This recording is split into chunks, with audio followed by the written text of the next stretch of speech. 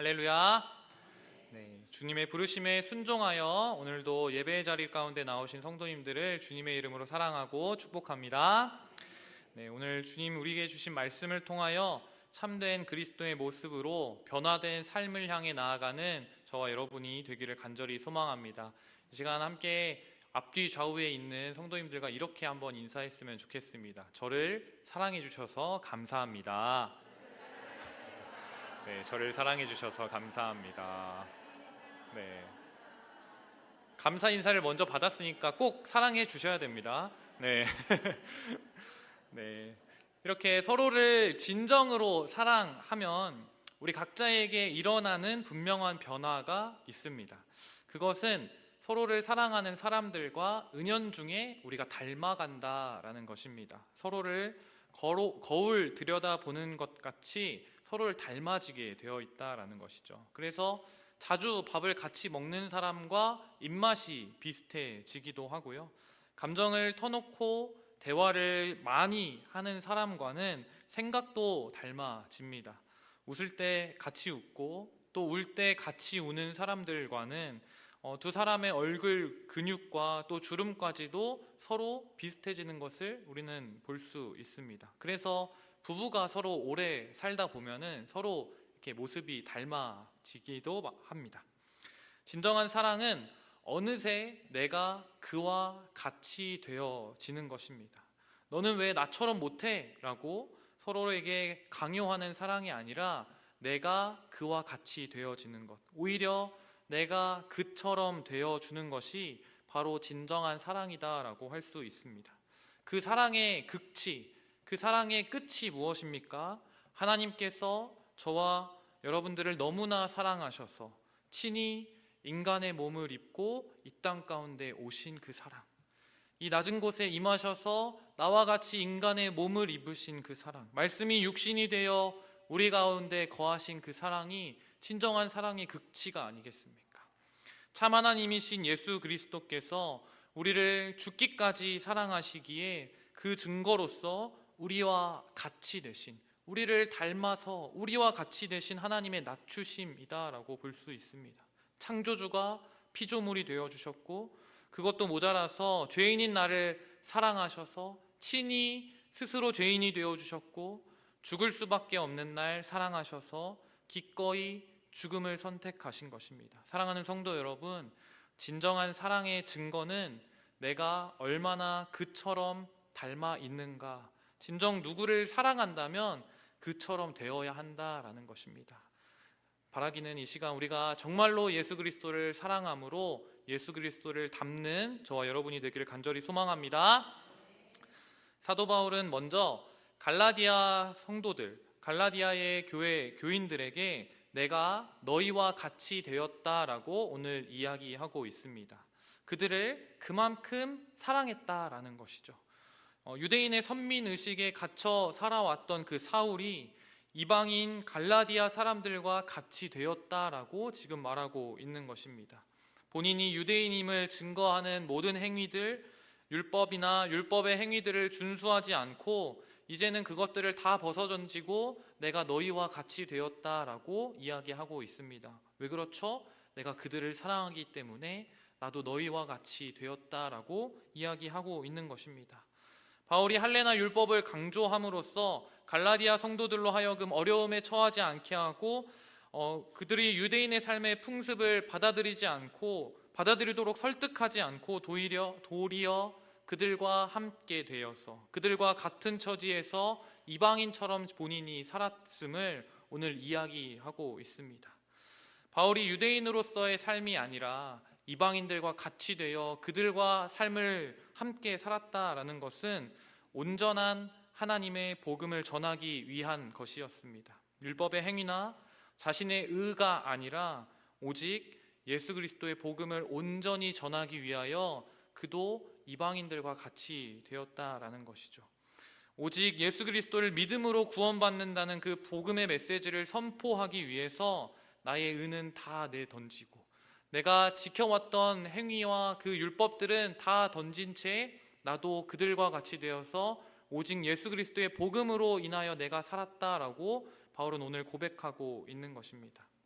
바울은 또 이어서 갈라디아 교인들에게 이렇게 말합니다. 내가 너희와 같이 되었고 너희도 나와 같이 되기를 구한다라고 말하고 있습니다. 이것은 그들로 하여금 너희가 신분적으로 유대인이 되어야 한다라고 말하는 것이 아닙니다. 고린도전서 11장 1절에서 말한 것처럼 내가 그리스도를 본받은 자가 된 것 같이 너희는 나를 본받는 자가 되라라고 말하고 있는 것입니다. 오직 너희는 율법이 아니라 복음을 따라 그리스도인이 되어야 한다라고 권면하고 있다라는 것이죠.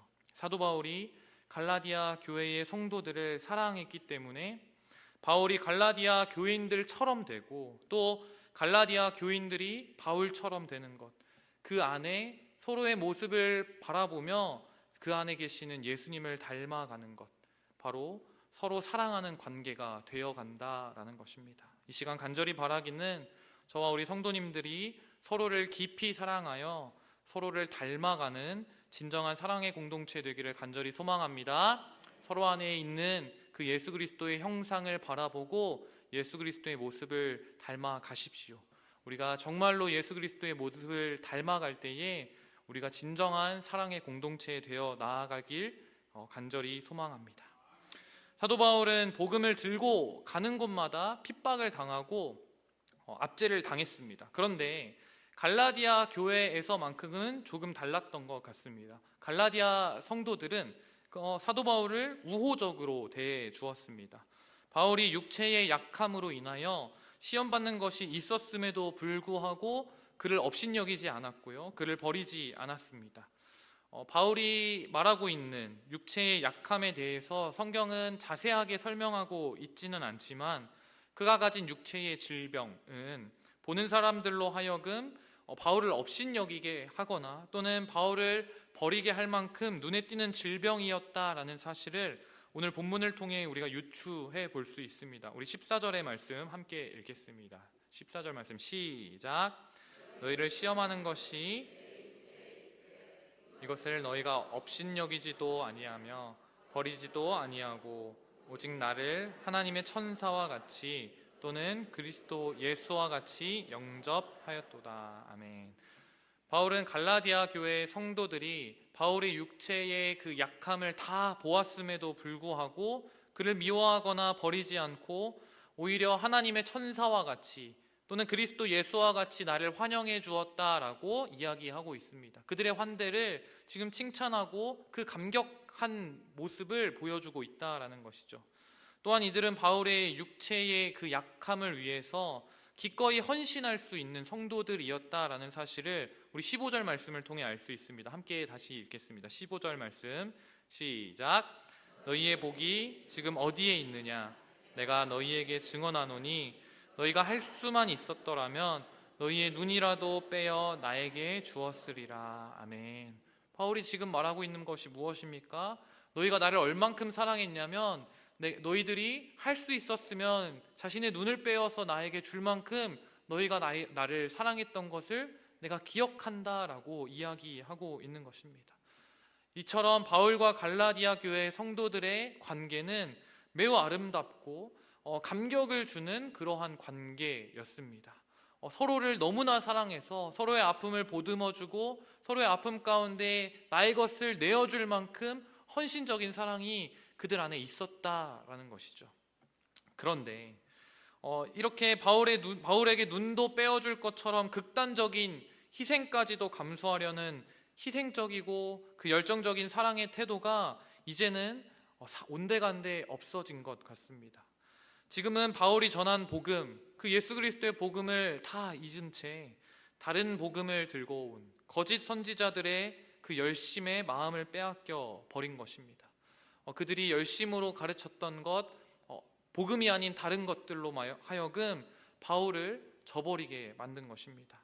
이제 그들은 선동자들의 끈질긴 선동에 흔들려서 바울이 전해준 그 예수 그리스도의 복음에 대한 기쁨과 열정을 상실해 버리고 말았습니다. 그리고 바울을 향한 그 사랑, 눈을 빼어줄 만큼 사랑했던 그 사랑마저도 사라져 버릴 위기에 처해 있는 것입니다. 그래서 오늘 바울은 갈라디아 교회의 그 성도들을 향해 마음을 다해 호소하고 있는 것입니다. 너희가 나를 그처럼 사랑했던 것을 다시 한번 기억하라 라고 이야기하고 있는 것이죠. 그렇다면 갈라디아 교회의 성도들을 미혹했던 거짓 교사들은 무엇입니까? 그 거짓 교사들은 바울이 이전에 이야기했던 것처럼 그들의 그들이 유대인으로서 갖추어야 할 율법의 준수를 이야기하고 있습니다. 그 거짓 교사들의 진짜 목적은 사실 참된 목자와 거짓 목자를 구분하는 중요한 기준점이 됩니다. 우리 17절의 말씀 다시 함께 읽겠습니다. 17절 시작. 그들이 너희에게 대하여 열심을 내는 것은 좋은 뜻이 아니요 오직 너희를 이간시켜 너희로 그들에게 대하여 열심을 내게 하려 함이라. 아멘. 이 갈라디아 교회에 찾아온 거짓 선지자들은 매우 열심히 있는 사람들이었던 것 같습니다. 그리고 그 성도들에게 매우 호의적으로 대했던 것 같습니다. 그런데 이들의 진짜 목적이 무엇입니까? 이들의 진짜 목적은 성도를 자유케 하고 그들로 하여금 좋은 것을 주려고 한 것이 아니었다라고 사도 바울은 증언합니다. 바울과 갈라디아 교인들 그리고 교인과 교인 사이를 서로 이간질시키고 자신들을 의존케 하려는 목적을 이들이 가지고 있었다라는 것이죠. 그렇게 그 교인들의 인기를 사고 환심을 사서 그들로부터 세력과 힘을 얻고자 했던 사람들이다라고 사도 바울이 증언합니다.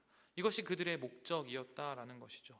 진짜 복음을 들고 온 것이 아니라 자신들의 사사로운 이익과 유익을 쫓아서 그들에게 환대하고 그들을 가르쳐 왔다라는 것입니다. 마지막 때에 우리가 좋은 교회를 만나고 또 참된 목자를 만나는 것도 하나님의 은혜인 줄 믿습니다.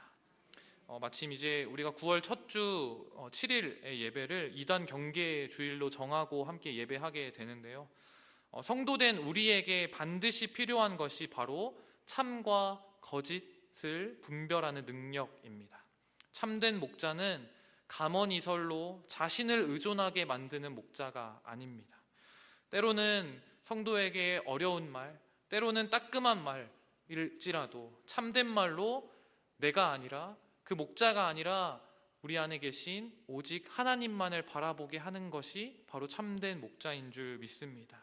자신의 세력을 만들고 구축하는 것이 아니라 오직 하나님의 나라와 하나님이 사랑하는 그 우리 공동체를 위하여 자신을 희생하는 것이 참된 목자입니다. 그렇다면 거짓 목자는 어떻습니까? 듣기 좋은 말로 우리를 미혹하고 나에게 모든 것을 내어줄 것처럼 말하지만 결국에는 사람을 의지하게 만들고 자신의 유익을 위해 성도를 이용하는 자들입니다. 사랑하는 성도 여러분, 마지막 때에 정말로 참된 목자, 참된 교회를 구분하는, 분별하는 능력으로 우리가 나아가길 간절히 소망합니다. 진리에서 벗어난 사랑 또는 열심은 무의미합니다.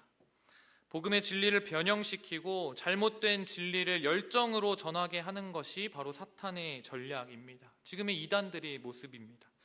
이로써 공동체는 진리에서 떠나고 사랑과 신뢰가 깨어지게 됩니다. 성도는 사탄의 거짓에 속지 않도록 날마다 깨어 기도해야 합니다. 그리고 우리는 분별의 눈을 가져야 합니다. 사랑하는 성도 여러분, 이 시간 간절히 바라기는 성령께서 주시는 그 분별의 영을 통하여 오직 진리만을 바라보고 사람이 아니라 하나님 한 분만을 의지하는 저와 여러분이 되기를 간절히 소망합니다. 이러한 거짓 복음에 대한 우리 주님의 전략은 무엇입니까? 연약한 자들을 끝까지 사랑으로 품고 포기하지 않는 것이 바로 하나님의 전략입니다. 본문 19절과 20절의 말씀을 함께 보겠습니다. 함께 읽겠습니다. 시작. 나의 자녀들아, 너희 속에 그리스도의 형상을 이루기까지 다시 너희를 위하여 해산하는 수고를 하노니 내가 이제라도 너희와 함께 있어 내 언성을 높이려 함은 너희에 대하여 의혹이 있음이라. 아멘. 사도 바울은 갈라디아 교회 성도들을 향하여 나의 자녀들아 라고 부르고 있습니다. 제가 계속해서 갈라디아서를 이제 묵상하고 있는데요. 사도 바울의 어조가 계속해서 달라지는 것을 볼 수 있습니다. 사도 바울이 갈라디아 성도들이 이제 거짓 복음에 빠진 것을 보고는 매우 분개하여서 이제 화내는 투로 처음에는 이야기를 했습니다. 3장 1절에 보면 어리석도다 갈라디아 사람들아 라고 이야기합니다. 생판 모르는 남처럼 이 바보 같은 녀석들, 사람들이라고 해요. 아주 모르는 사람처럼 이 갈라디아 사람들아 너희가 왜 그렇게 했느냐라고 호되게 질책하고 있는 것이죠. 그리고 4장 12절에서는 형제들아 라고 부르면서 너희가 나와 같이 되기를 원한다라고 호소하고 있습니다. 그리고 지금은 무엇라고 말합니까? 나의 자녀들아 라고 말하고 있습니다. 그러면서 내가 이들을 얼마만큼 사랑하는지를 보여주고 있다라는 것이죠. 그들을 자녀처럼 생각할 만큼 내가 너희를 사랑한다라고 고백하고 있는 것입니다. 사도 바울이 왜 이렇게 이야기했을까요?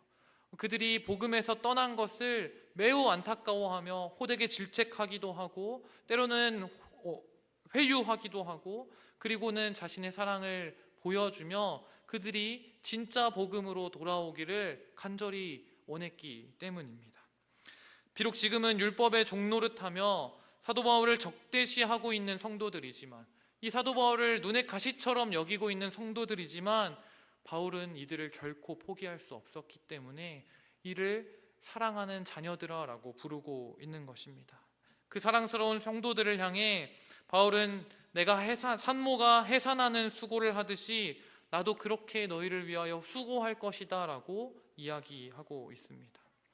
자녀를 낳는 어머니는 아무리 힘들고 죽을 만큼 아프다고 할지라도 그 아이가 나올 때까지 수고를 멈추지 않습니다. 난산이라고 해서 도중에 아이를 포기하는 부모가 어디 있겠습니까? 하나님께서는 비록 갈라디아 교회 성도들이 바른 복음으로부터 벗어나 돌이켜 떠났지만 그들은 이미 하나님의 선택을 받은 하나님의 자녀이기 때문에 그들은 이미 그리스도의 복음을 아는 그리스도의 자녀이기 때문에 그 성도들을 끝까지 포기하지 않으시고 너희는 나의 자녀이다 라고 바울을 통해 지금 말씀하고 있는 것입니다. 사랑하는 성도 여러분, 우리도 하나님의 자녀인 줄 믿습니다. 하나님께서는 우리가 어떻게 주님을 떠난다 할지라도 끝까지 포기하지 않으시고 우리를 찾으러 오시는 주님인 줄 믿습니다. 또 사도 바울은 해산의 수고를 언급하면서 다시 해산의 수고를 하겠다라고 이야기하고 있습니다. 전에 이미 해산의 수고가 있었음을 이야기하고 있는 것이죠. 전에 있었던 해산의 수고가 무엇입니까? 이들이 아무것도 모르는 이방인이었을 때 복음으로써 이들을 낳는 수고를 했다라고 말하는 것입니다. 이들을 영적으로 거듭나게 한 일이 있었다라는 것이죠. 그리고 이번에 다시 하게 되는 그 해산의 수고는 십자가의 복음을 듣고 믿음에 이른 그 갈라디아 교인들이 율법적 삶에 빠져 있을 때 그들이 바른 복음을 던져버리고 거짓된 복음을 따라갈 때에 내가 그들을 다시 믿음의 삶으로 돌이키기 위한 해산의 수고입니다. 그렇다면 바울이 이 해산의 수고를 통해 이루고자 하는 목표가 무엇입니까? 갈라디아 교인들 속에 그리스도의 형상이 이루어지도록 하는 것이었습니다. 율법을 쫓아 살고자 하는 그러한 거짓 가르침, 자신의 의를 따라 살고자 하는 그 교만한 형상들을 너희가 던져버리고 우리 안에 계신 예수 그리스도가 살게 하는 삶을 살게 하고자 하는 것이었다라는 것이죠. 이것이 얼마나 어려운 일이면 해산하는 수고라고 말했겠습니까? 저는 잘 모르지만 저희 아내가 이제 수요 예배에 그 주보를 보고는 오빠가 어떻게 해산의 수고를 아냐고 이렇게 제목을 보고는 그렇게 이야기하더라고요. 제가 이제 아내가 출산할 때 옆에 누워가지고 좀 있었는데 그거를 계속 언급하면서 오빠는 모른다 이렇게 이야기하던데 우리 권사님들 집사님들은 그 해산의 수고가 얼마나 어려운 것인지 잘 알고 있지 않습니까? 바울은 기꺼이 그 해산의 수고를 내가 감내하겠다라고 이야기합니다. 주님께서 바울을 그와 같이 사랑하셨기 때문입니다. 주님께서 바울을 그와 같이 사랑하셨다는 것을 바울은 알았기 때문에 바울은 자신에게 맡겨준 성도를 위해서 내가 해산의 수고를 끝까지 감내하겠노라 라고 이야기하고 있습니다. 사랑하는 성도 여러분, 우리의 영적 목표는 우리 속에 그리스도의 형상을 이루는 것입니다. 나와 나의 의와 나의 어떠함으로 하나님의 거룩함에 다 가닿는 것이 아니라 나는 죽고 내 안에 주가 사시도록 하는 것, 그것은 해산의 수고와도 같은 일일 수 있습니다. 바울이 말한 바와 같이 우리도 그 해산의 수고를 감내하는 저와 여러분이 되기를 간절히 소망합니다.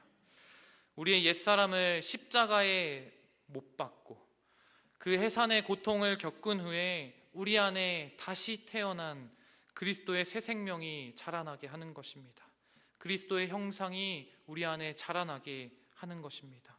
죄를 끊는 고통, 죄를 떠나는 고통이 우리 안에 있을 때에 비로소 그리스도의 형상이 우리 속에 새겨질 줄 믿습니다. 진정으로 사랑한다면 서로를 닮아갑니다.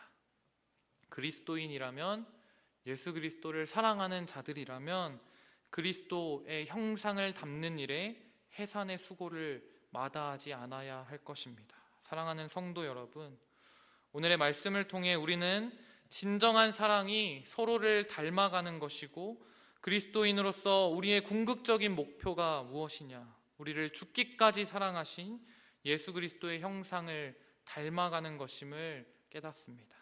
이 길은 결코 쉽지 않다라고 바울은 이야기합니다. 죄와 싸우고 우리의 옛 습관을 끊어내는 것, 그 율법에 그 얽매였던 것을 끊어내는 것, 마치 산모가 생명을 낳기 위해 해산의 고통을 겪는 것과 같다 말하고 있습니다. 우리의 힘과 우리의 능력으로는 불가능한 일일 수 있습니다. 그러나 사도 바울이 갈라디아 성도들을 위해 해산의 수고를 마다하지 않았듯이 우리 역시 이 거룩한 부르심에 기꺼이 응답하는 저와 여러분이 되기를 간절히 소망합니다. 그리스도를 닮아가는 일을 마다하지 않고 옛 자아를, 옛 우리의 모습들을, 헛된 습관들을 그리스도의 십자가 위에 못 박는 그 아픔을 기꺼이 감내하는 저와 여러분이 되기를 간절히 소망합니다. 그 고통 후에 주어지는 놀라운 기적, 그리스도의 형상이 우리 안에 새겨지는 그 기적, 그리스도의 생명이 우리 안에 살아나는 그 기적을 우리가 경험하게 될 것입니다.